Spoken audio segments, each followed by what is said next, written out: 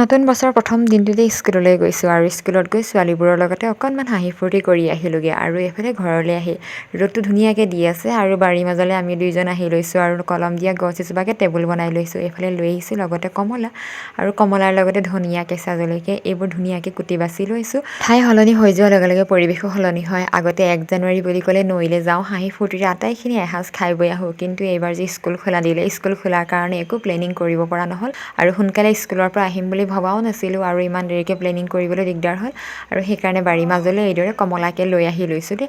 আৰু থাল যে এখনহে আনিলোঁ, মই বোলো বাৰী চুকৰ পৰা পাত এখিলা আনক আৰু এতিয়া এজনে পাতত এজনে থালত এইদৰে নতুন বছৰ বুৰি বাৰীৰ মাজলৈ আহি কমলাকে খাই মেলি লওঁ। আৰু এইফালে নতুন বছৰৰ শুভেচ্ছা দিছিল দেই আপোনালোকক, কিন্তু মই মানে ভইচ অভাৰ কৰোঁতে তেওঁ চাউণ্ডটো দিবলগীয়া নহ'ল। আৰু খাই বৈ শেষ হোৱাৰ পিছত এতিয়া থালখন ঘৰত থৈ আহোঁগৈ আৰু লগতে লৈ আহোঁগৈ এখন দা, কাৰণ বাৰীত কাম লাগি আছে যিহেতু সেই দাখন দৰকাৰ হ'ব, সেইকাৰণে লৈ আহিছোঁ। আৰু এই যে কচু গছখিনি দেখিলে, এই কচু গছৰ নিচিনাকৈ এই ৰাউণ্ডটোৰ ভিতৰতো কচু আছিলে আৰু তেতিয়া জেওৰা ভেটা নাছিলে যে গোটেই কচুখিনি নষ্ট কৰিলে গাহৰিয়ে ছাগলীয়ে, সেইকাৰণে এইবাৰ এইখিনি ৰাউণ্ড কৰি জেওৰা ভেটি দিছে।